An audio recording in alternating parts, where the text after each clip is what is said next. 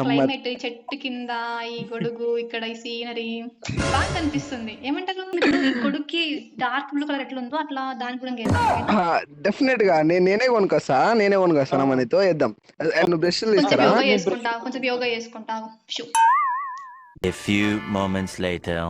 మామూలు రివెంజ్ గా నీకు నువ్వు కూడా నాగా ఇమోట్ చేస్తాను. అరే అమ్మా అస్సలకి నాకంటే పెద్ద సైకు కాడాడు. సరే, ఇప్పుడు మిమ్మల్ని పొగడాలి అంతేనా?